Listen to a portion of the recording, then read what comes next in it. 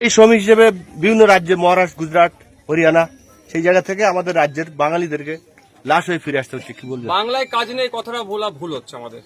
পশ্চিমবাংলা থেকে প্রায় 21 লক্ষ পরিযায়ী শ্রমিক ভিন্ন রাজ্যে কাজ করছে, আর ভিন্ন রাজ্য থেকে পশ্চিমবাংলায় প্রায় 1.5 কোটি মানুষ এসে কাজ করছে। বাংলার কাজের করিয়ে মানুষের শ্রমটা ঠিকঠাক দেওয়া হচ্ছে না, ফলে যার ফলে এখান থেকে শ্রমিকরা ভিন্ন রাজ্যে কাজ করতে যাচ্ছে। গত বছরে খেয়াল আছে উড়িষ্যাতে একটা ট্রেন দুর্ঘটনা ঘটেছিল, বাংলার অনেক শ্রমিক ওখানে মারা গিয়েছিল। কি করতে তারা যাচ্ছিল? তামিলনাড়ুতে যাচ্ছিল ধান বপন করতে। তাহলে বাংলায় কাজের যে শ্রমের ঠিকঠাক দাম দেওয়া হচ্ছে না। দুর্ভাগ্যের বিষয় আপনাদের বলি, এখন পর্যন্ত আমি জানতে ইচ্ছা করছে মিডিয়ার মাধ্যমে, আমি জানতে চাই যে শ্রম দপ্তর এই ঘটনার বিরুদ্ধে কি অ্যাকশন নিয়েছে। রাজ্যের পক্ষ থেকে প্রশাসনের কোনো টিম কি হরিয়ানাতে এখনো গিয়েছে তদারকি করার জন্য? আমি আরো জানতে চাই যে এই কেসটা হবে, এই কেসের তদারকি করার জন্য যে আর্থিক যে অর্থটা খরচ হবে সেটা কি সরকার বহন করবে? কারণ আফরাজুলের কথা ভুলে যাচ্ছি না, বাঁকুড়ার হেমন্তর কথা আমরা ভুলে যাচ্ছি না। কেরলেতে বাঁকুড়ার হেমন্তকে পিটিয়ে মেরেছিল। আমরা খোঁজ নিয়েছি আফরাজুল থেকে শুরু করে বিভিন্ন ক্ষেত্রে। অনেক সময় অনেকে মায়া কান্না কাঁদে, কিন্তু মামলাটা দিনের শেষে আফরাজুলের পরিবারকেই লড়তে হচ্ছে, হেমন্তর পরিবারকেই লড়তে হচ্ছে। তো এই মামলা লড়ার খরচটা কে দেবে? আমি শুনলাম, তা পেপারের মাধ্যমে জানতে পেরেছি 3 লাখ না কত টাকা দিচ্ছে। এটা কি সরকারি অনুদান না কোনো পার্টির বা কোনো ব্যক্তি অনুদান? আমরা চাই সরকার কি পদক্ষেপ নিচ্ছে। কারণ ওয়েস্ট বেঙ্গলের শ্রমিকরা ভিন্ন রাজ্যে গিয়ে আক্রান্ত হচ্ছে, মাইগ্রেন্ট লেবারে আক্রান্ত হচ্ছে। আমি বিধানসভায় আওয়াজ তুলেছিলাম, সেই জন্য মাইগ্রেন্ট লেবারদের জন্য আপনার বোর্ড আলাদা তৈরি হলো। সেই বোর্ডের ভূমিকা কি?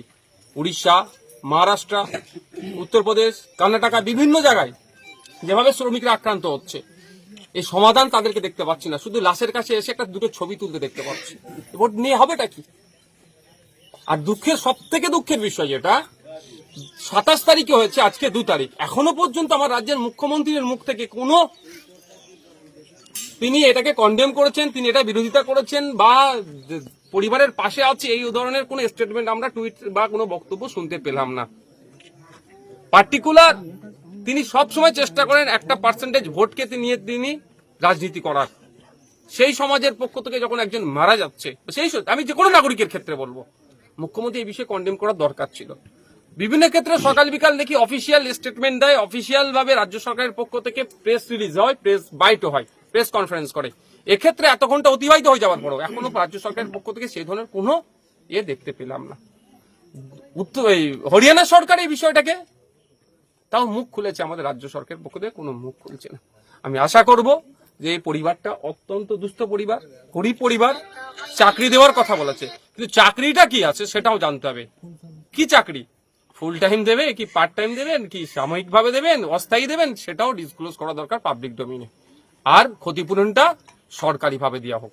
হরিয়ানার মুখ্যমন্ত্রী, আপনি হরিয়ানার মুখ্যমন্ত্রীর কথা বললেন, সেই জন্য বলছি হরিয়ানার মুখ্যমন্ত্রী বলছেন যে কোই আগার গাই খায়গা তো मैं उसको रोक नहीं पाऊंगा। ঠিক ওখানকার আইন আছে বলে উনি বলছেন, ওখানকার আইন আছে বলে উনি বলতে পারছেন। কিন্তু হরিয়ানার মুখ্যমন্ত্রী এটাও জানেন ভালো করে, যারা অ্যারেস্ট হয়েছে 7 জন মতো, তাদেরকে অ্যারেস্ট হয়েছে, হরিয়ানাতে অলরেডি গাই খাওয়া ব্যান আছে। স্বাভাবিকভাবে অনেক কেউ খাবে না। আর আপনাদের বলে রাখি, মাত্র 5% মুসলিম হরিয়ানাতে বসবাস করে, খাওয়ার কোনো প্রশ্নই আসছে না। অভিযোগ তুলে হত্যা করা হলো, যেমন পেলুকে হয়েছিল।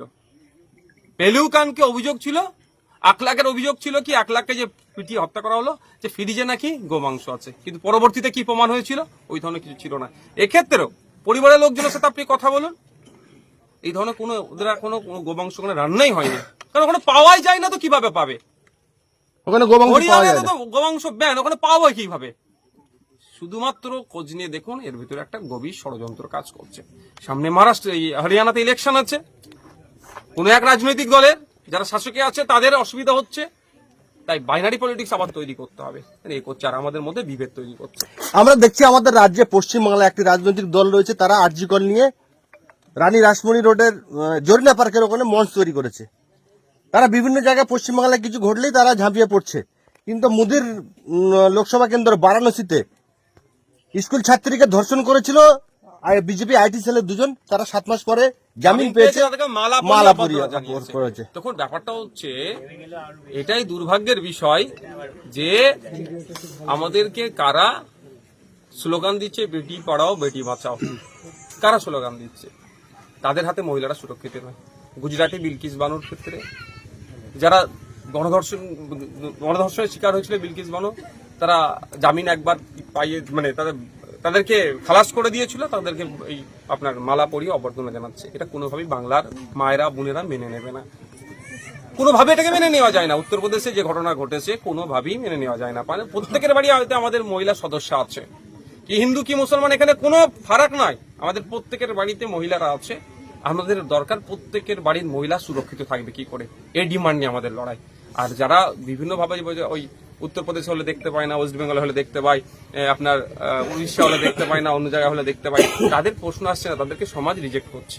আমি মমতা ব্যানার্জি তিনি যে এই পরিবার 3 লক্ষ টাকা দিয়েছে, তাহলে মমতা ব্যানার্জি কি তিনি এটাই চাচ্ছেন যাতে মুখ না খুলতে পারে? দেখুন, আমি আপনাকে বলি আবার, মমতা ব্যানার্জি টাকাটা দিয়েছে সরকারি ভাবে নয়, যতটুকু জানতে পেরেছি এটা পার্টি ফান্ড বা কোনো ব্যক্তির কাছ থেকে এসেছে, এটা সরকারি কিছু ব্যাপার নয়। এটাকে ভালো করে পয়েন্টটা নোট করে রাখুন, এটা আমাদের গুলিয়ে দেওয়া হচ্ছে।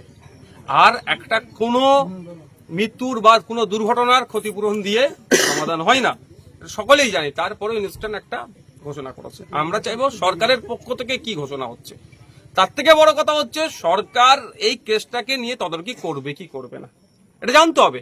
কারণ আপনাদের বলি, আফরাজুলের ঘটনা এখন মিটে গিয়েছে, আফরাজুলকে দেখিয়ে রাজ্যে ভোট করে নিয়েছিল, ঘটনা মিটে গেছে। খোঁজ নিয়ে আপনারা দেখবেন একবার, আফরাজুলের মামলাটা রাজস্থানে গিয়ে তার পরিবারের লোকজন যে করে, খরচটা কে দিচ্ছে? সরকার দিচ্ছে।